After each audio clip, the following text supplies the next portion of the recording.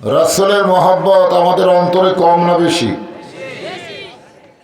যখনই নবীর নাম উচ্চারণ করব অথবা কেউ করলে আমি শুনব, সঙ্গে সঙ্গে বলতে হবে সাল্লাল্লাহু আলাইহি ওয়াসাল্লাম। হযরত আলী রাদিয়াল্লাহু থেকে বর্ণিত যে নবীর নাম শুনে উচ্চারণ করে কেউ যদি এই সংক্ষিপ্ত দরুদ না পড়ে, যে দরুদটা আমরা পড়লাম, তাহলে ওই ব্যক্তি হবে সবচাইতে বড় বখিল। বখিল মানে বোঝেন? কৃপণ। রাসূল বলেছেন আল বাখিলু লা ইয়াদখুলুল জান্নাহ, বখিল কখনোই জান্নাতে যাবে না। তা আমরা কি নবীর প্রতি দরুদ না পড়ার কারণে বখিল হব? এই জন্য যখনই নবীর নাম উচ্চারণ হবে সঙ্গে সঙ্গে বলবো সাল্লাল্লাহু আলাইহি ওয়াসাল্লাম। বিশ্বাসে মিলাই বস্তু, তর্কে বহুদূর। আপনাদের কি বিশ্বাস হয় যে আপনি যখনই দরুদ পড়লেন এখানে একদল ফেরেশতা আছে, আপনার মুখের দরুদ শেষ হওয়ার সঙ্গে সঙ্গে এই দরুদগুলো মদিনায় রাসূলের রওজা মুবারকে পৌঁছায় দিবে? বিশ্বাস হয়? মাশাআল্লাহ। পিছনের লোকটার বেশি বিশ্বাস হয়, এত জোরে সুবহানাল্লাহ কইছে। মাঝখানের লোকজন দুর্বল। আল্লাহ রাসূল বলেন ইন্নী লাকিতু জিবরিলা ফাবাশশারানি ফাকালা কাল আল্লাহু তাআলা মান সাল্লা আলাইহি সাল্লাইতু ওয়া মান সাল্লামা আলাইহি সাল্লামতু ফাসাজাদতু লিল্লাহি শুকরান। রাওয়াহুল বাইহাকি। হাদিসে কুদুসি। হাদিসে কুদুসি হলো আল্লাহরই কথা, নবীর জবান দিয়ে বের হয়। আল্লাহ রাসূল বলতেছেন একদিন জিবরিল আমিনের সঙ্গে আমার দেখা হলো। ফেরেশতা জিবরাইল বললেন ইয়া রাসূলুল্লাহ, আপনার উম্মতের জন্য সুসংবাদ। আপনার কার জন্য? আপনার জন্য না, আপনার উম্মতের জন্য। খুব খেয়াল করবেন।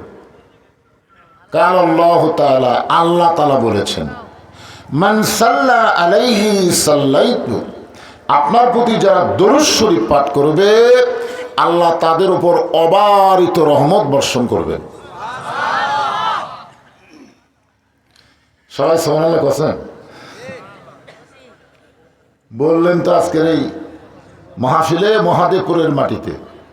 আর আপনাদের নামে এই মুহূর্তে আল্লাহ গাছ লাগাই দিল জান্নাতের বাগানে। আপনি আছেন কোথায় আর গাছ লাগলো কোন জায়গায়? বিশ্বাস হচ্ছে না তো?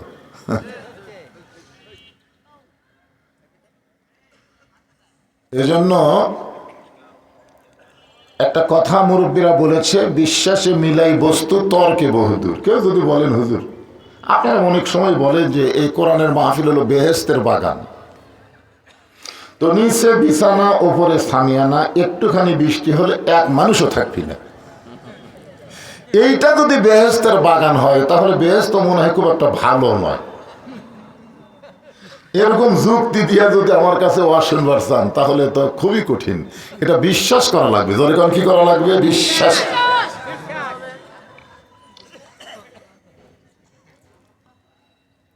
আল্লাহ তাআলা বলেছেন ওমান সাল্লামা আলাইহি সাল্লামতু, যে আপনার উপরে দরুদ শরীফ পড়ে সালাম পেশ করবে আল্লাহ তাকে একেবারেই মাফ করে দিয়ে দিবে। আল্লাহর পক্ষ থেকে উম্মতের ব্যাপারে এমন খোঁজ খবরে শোনার সঙ্গে সঙ্গে আল্লাহর নবী ফাসাজাদতু লিল্লাহি শুকরান, আল্লাহর কৃতজ্ঞতা জ্ঞাপন করার জন্যে সেজদায় চলে গেলেন। কোথায় গেলেন?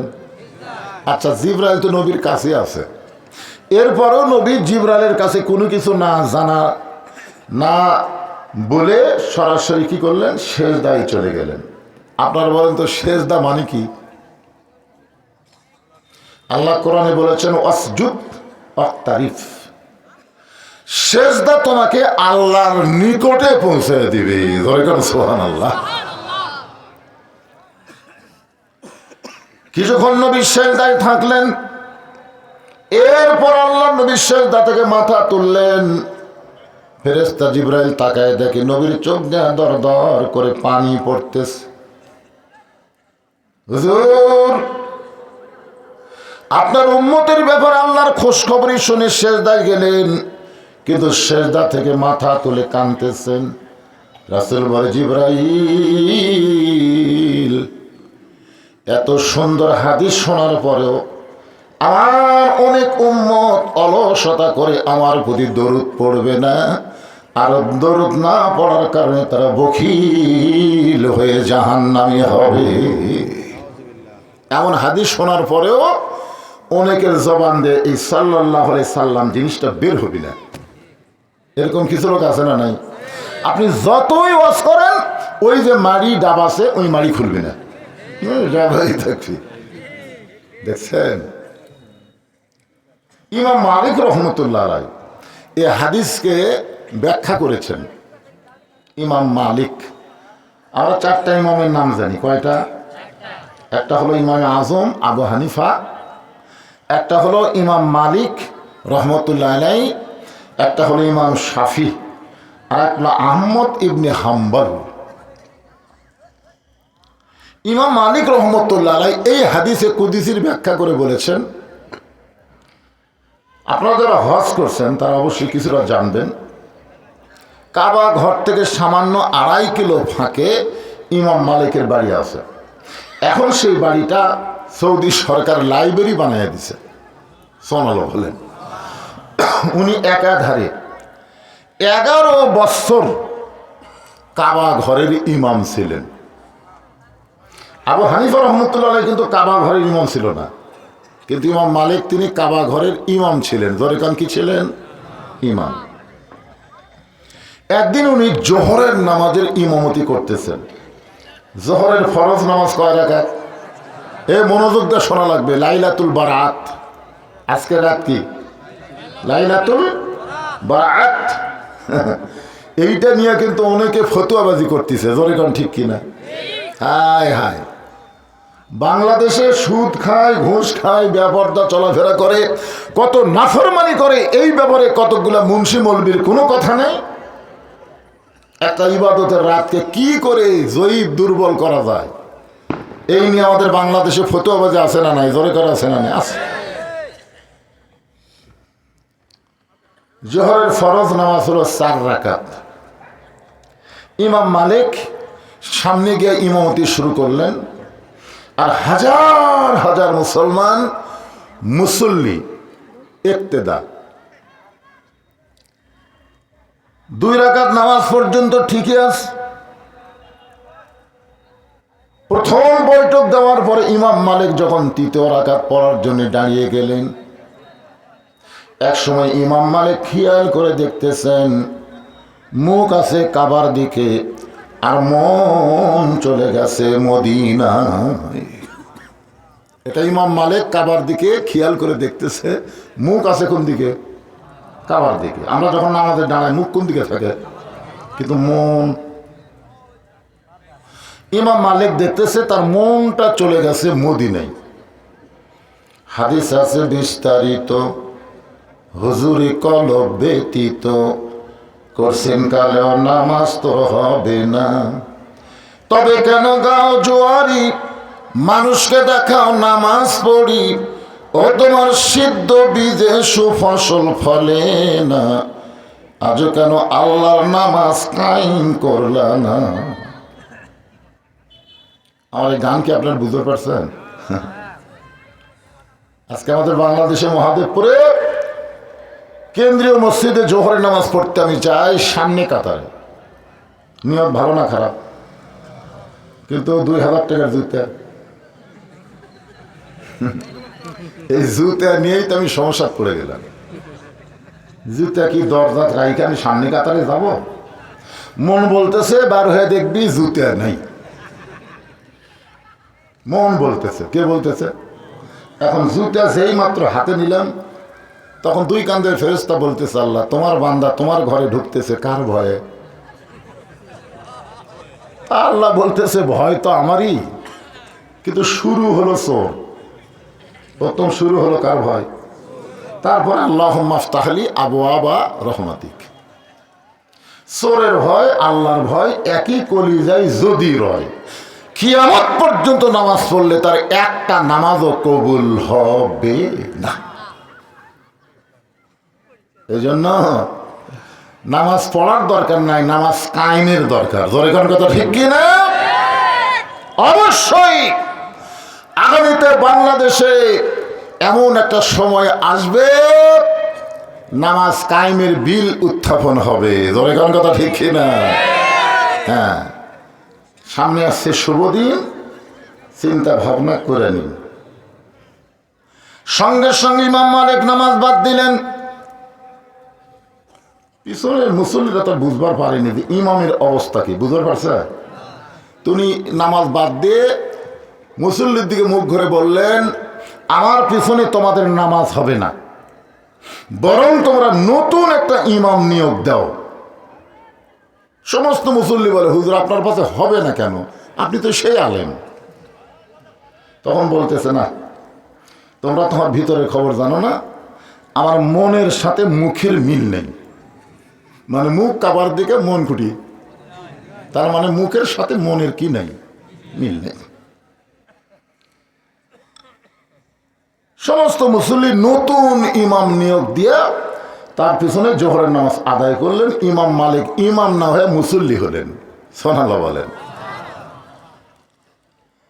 সবাই যখন চলে গেছে, এমন সময় গভীর রাত্রি ইমাম মালিক কাবার ঘরের দরজায় হাত দেয়া বলে, কাবা, আমি আর মক্কায় থাকতে পারবো না, কারণ মুখ কাবার দিকে ঠিকই থাকে কিন্তু মনটা আমার মদিনায় চলে যায়। কাবারে তুই আমার মোর ওপর মন খারাপ করিস। এমন কথা ইমাম মালিক যখন বারবার কাবাকে লক্ষ্য করে বলতেছে, কাবার ভিতর থেকে কে যেন, আব্দুল মালিক, তুমি যাবার পারো বলে তুমি মদিনায় যাবে, কিন্তু আমি কাবা নড়তে পারি না বলে আমি যাবার পারবো না। আজকে শোনে না আব্দুল মালিক, ওই কাবার কাবা হইল মদিনা। কাবারও কাবা হলো কি? ইমাম মালিক চলে গেলেন। যতদিন মদিনায় ছিলেন তিনি জুতা স্যান্ডেল পায়ে দেবার পারেন নাই। হালিমাতুস সাদিয়া, নবীর দুধমা হালিমাতুস সাদিয়া কবর থেকে মাত্র 50 গজ ফাঁকে ইমাম মালিকের কবর।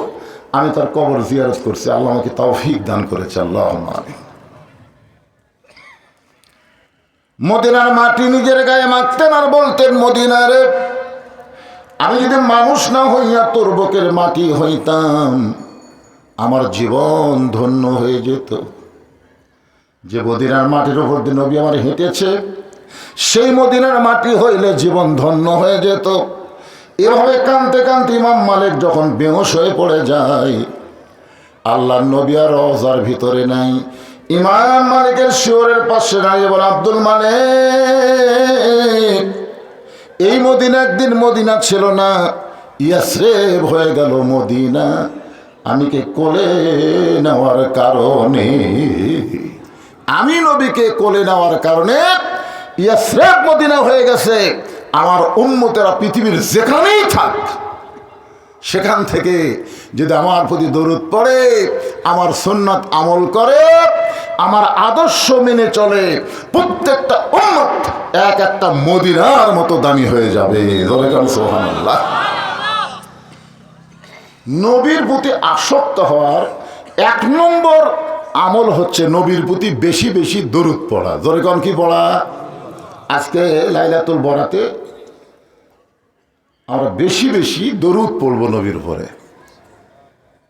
ইমাম মালিক বলেন, এ হাদিসের ব্যাখ্যায়, হাসরের ময়দানে নবীর একজন উম্মতকে জাহান্নামের ফেরেশতারা ধাক্কায়া ধাক্কায়া জাহান্নামে নিয়ে যাচ্ছে। মনে করেন আমাদের মধ্যে একজন, আমিও হতে পারি, আপনিও হতে পারেন, ধাক্কায় ধাক্কায় জাহান্নামে নিয়ে যাচ্ছে। এমন সময় আমাদের নবী কোথ থেকে দৌড়ে এসে ওই গুনাহগার উম্মতের সামনে দাঁড়িয়ে যাবেন। কি হবেন? মানজাল্লাযী ইয়াশফা ইনদাহু ইল্লা বিইজনিহি। আপনার আয়াতুল কুরসি পারেন? পড়েন, আপনারা পড়েন। এর মধ্যে কিন্তু বলা আছে মানজাল্লাযী ইয়াশফা ইনদাহু ইল্লা বিইজনিহি। হাসরের ময়দানে সবাই যখন আমার কি হবে আমার কি হবে, ওই সময় আমাদের নবী আমাদের জন্য কি করবেন? আছেন আমার মুক্তার, আছেন আমার ব্যারিস্টার, শেষ বিচারের হাইকোর্টেতে তিনি আমায় করবেন পার, আমি পাপী রাসূল জাবিন্দার। আল্লাহ যখন হাকিম হয়ে আমাদেরকে আসামি বানায় বিচার শুরু করবেন, ওই সময় আমাদের নবী আমাদের পক্ষে আল্লাহর কাছে ওকালতি করবেন, ব্যারিস্টারি করবেন, আমাদেরকে সুপারিশ করে জান্নাতে পৌঁছায় দিবেন। সামনে দাঁড়ায়া পড়বে, ফেরেশতা বলবে আপনি কে গো? ইয়া আইয়ুহান নাসু তাকু রাব্বাকুম ওয়াখশাউ ইয়াওমান লা ইয়াজজি ওয়ালিদুন আন ওয়ালাদিহি। আজকে এমন একটা দিন যেদিন পিতা তার পুত্রকে ভুলে গেছে, পুত্র তার বাপ মাকে ভুলে গেছে। এই কঠিন দিনে আপনি কে? এই গুনাহগার উম্মতের সামনে দাঁড়ালেন। আল্লাহ হুকুম করেছে আমাদেরকে একে ধাক্কায়া ধাক্কায়া জাহান্নামে ফেলে দেওয়ার জন্য। আপনি সামনে দাঁড়ায় কোনো লাভ নেই। আপনারা বলেন তো কে দাঁড়াছে? জোরে বলেন কে দাঁড়াছে? আল্লাহ নবী। ফেরেশতারা পারবে নবীকে ধাক্কা দিয়ে তার উম্মতকে জাহান্নামে নিয়ে যাওয়া পারবে? আপনাকে কি মনে হয় পারবে? আল্লাহ ডাক দিয়ে বলেন জিবরাইল, গোটা পৃথিবীর সমস্ত ফেরেশতা আমার নবীকে জানে যে আমার নবী হলো বিশ্ব নবী, এটা সবাই জানে কিন্তু চিনে না। চিনো মাত্র তুমি। একমাত্র নবীকে চেনার ফেরেশতার নাম কি? জিবরাইল। জোরে বলেন নাম কি? কখন চিনিছে? আমাদের নবীকে জিবরাইল পুরাপুরি ভাবে চিনলো কখন জানেন? লাইলাতুল মেরাজে। জোরে করেন সুবহানাল্লাহ। এই মেরাজের চাঁদ চলে গেছে রজব, শাবান, রমজান। আল্লাহুম্মা বারিক লানা ফি রজাবা ও শাবান ও বাল্লিগনা রমাদান। আপনার বলেন তো এই হাদিসে 3টা মাসের নাম আছে না নাই? এজরকান আছে না নাই? রজব, শাবান, রমজান। দেখছেন রজবের চাঁদ ওঠার পর থেকে নবী এই দোয়া বেশি বেশি পড়তেন।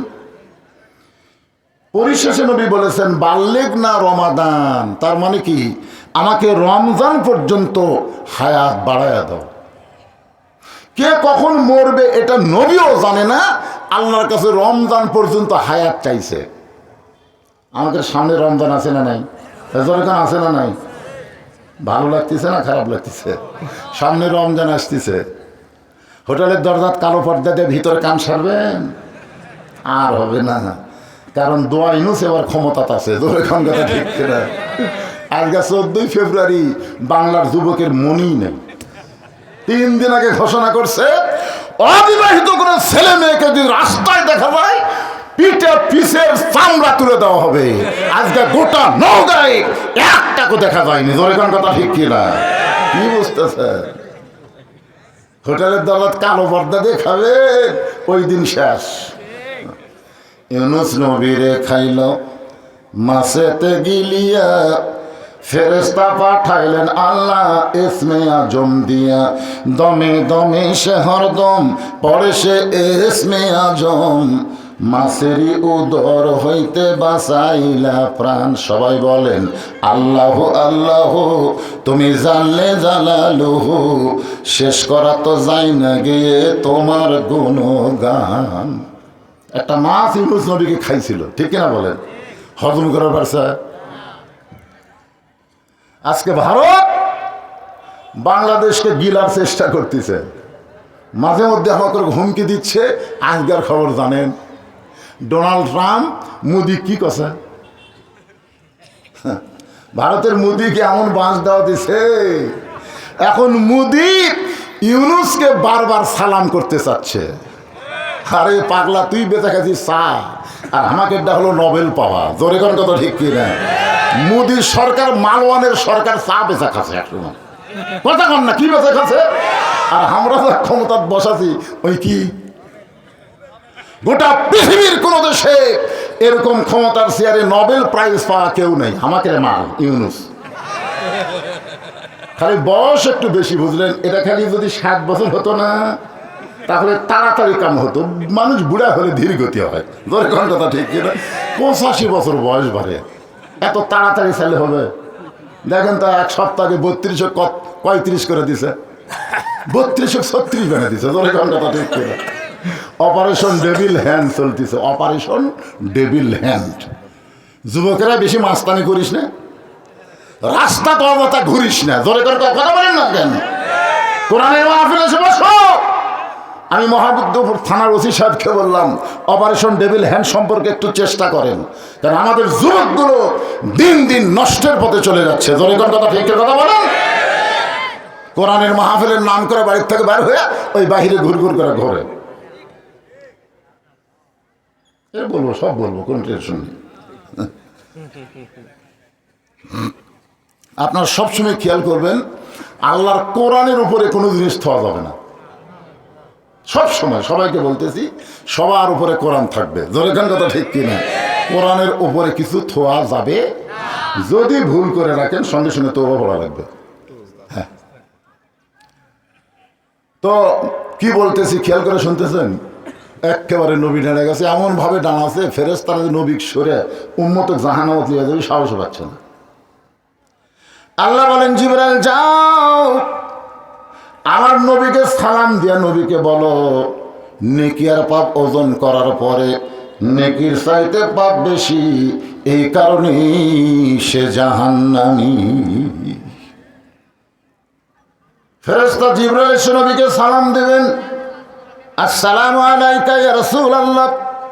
নবী সালামের উত্তর দিবে না, জিবরাইল আবার সালাম দিবেন, নবী সালামের উত্তর দিবে না। জিবরাইল আবার সালাম দিবেন, নবী সালামের উত্তর দিবে না।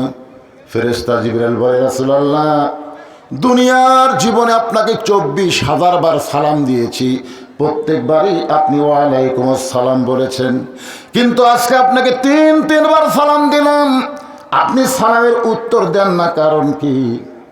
নবী বলেন জিবরাইল সালাম শুধু দিলে হবে না, সালাম দেওয়া শিখে দিতে হবে। সালাম খালি দিলে হবে? কতগুলো লোক এসে সালাম দেয়, আসসালামু আলাইকুম, কি চলবে? কতগুলো আবার দেখবেন বলবে আজকের মাহফিলের সম্মানিত সভাপতি, আজকের মাহফিলের প্রধান অতিথি, আজকের মাহফিলের বিশেষ অতিথি, আমার সামনে যারা বসে আছেন, পর্দার অন্তরে যারা বসে আছেন, সবাইকে লক্ষ্য করে আমার ভক্তিপূর্ণ সালাম, আসসালামু আলাইকুম। নবী বলে তোর সালাম নেওয়া হলো না, কারণ আসসালামু ক্বাবলাল কালাম, কথাবার্তা বলার আগেই দেওয়া লাগবে সালাম। জোরে কোন কথা ঠিক কিনা? আপনি এত কথা বলার পরে সালাম দিলেন হবে? কেউ যদি বলে আমাকে হুজুর আসসালামু আলাইকুম, হবে? হবে? কেউ যদি বলে সভাপতি সাহেব আসসালামু আলাইকুম, হবে? কেন হবে না? আগে কি করছেন? আগে হুজুর করছেন, আগে সভাপতি করছেন। কেউ যদি বলে ইয়া নবী সালাম আলাইকা, হবে? আগে ইয়া নবী করা যাবে না, আগে সালাম দিয়ে তারপরে ইয়া নবী বলা লাগবে। আমরা গেছি তো বহুবার মদিনায়, সালাম দিছি তো আমরা, আসসালামু আলাইকা ইয়া রাসূলুল্লাহ, আসসালামু আলাইকা ইয়া হাবিবাল্লাহ, আসসালামু আলাইকা ইয়া নবী আল্লাহ। আগে সালাম দাও, তারপরে নবী কও, রাসূল কও, হাবিব কও, যা ইচ্ছা তাই কও, কিন্তু আগে সালাম দাও। যখন আগে কি দাও? তাহলে সালাম দেওয়া শিখে দেওয়া লাগবে। জিবরাইল বলে হুজুর আপনি আমার ওস্তাদ, আমি আপনার ছাত্র হবার চাই। সুবহানাল্লাহ। জিবরাইল বলতেছে আপনি আমার কি ওস্তাদ, আমি আপনার কি হবার চাই। কোরআনের প্রথম আয়াত যখন নাজিল হলো, আপনারা জানেন গারে হীরার মধ্যে ফেরেশতা জিবরাইল নবীকে ডাক দিয়ে 5টা আয়াত, জোরে বলেন কয় আয়াত? আপনারা জানেন সে আয়াতগুলা? ইকরা, ইকরা মানে কি? পড়ো।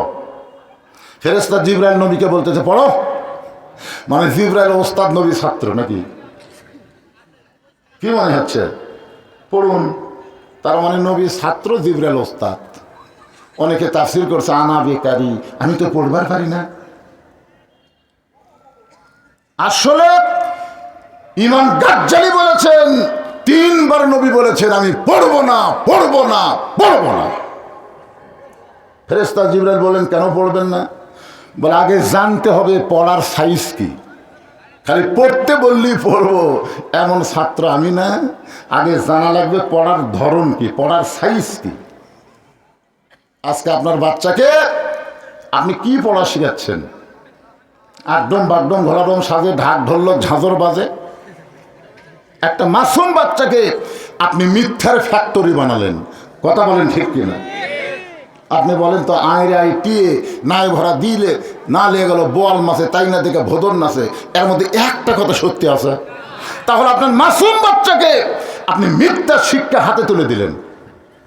আপনি একজন মুসলমান, আপনার সন্তানকে সত্য শিক্ষা, পবিত্র শিক্ষা হাতে দেওয়া দরকার। ধরে কোন কথা ঠিক কিনা? ফেরেশতা জিবরাইল বললেন, বিইসমি রাব্বিকাল্লাযী খলাক, যে আল্লাহ আপনাকে সৃষ্টি করেছেন সে আল্লাহর নামে পড়েন। নবী বললেন, আমার কোনো আপত্তি নাই, যেই পড়ার মধ্যে আল্লাহ আছে সেই পড়াটাই আমি পড়তে চাই। আমাদের নবী যে শিক্ষার মধ্যে আল্লাহ আছে সেই শিক্ষা গ্রহণ করছে, আর আমরা নবীর উম্মত হয়ে আজকে মাদ্রাসার করুণ অবস্থা, আজকে হাই স্কুলের কোনো করুণ অবস্থা নাই, আজকে প্রাইমারির কোনো করুণ অবস্থা নাই। যেখানে আল্লাহর কোরআন শিক্ষা দেওয়া হয় সেই শিক্ষালয়ের করুণ অবস্থা। জোরে বলেন কথা ঠিক, কথা কন না কেন আপনারা? 90% মুসলমানের দেশে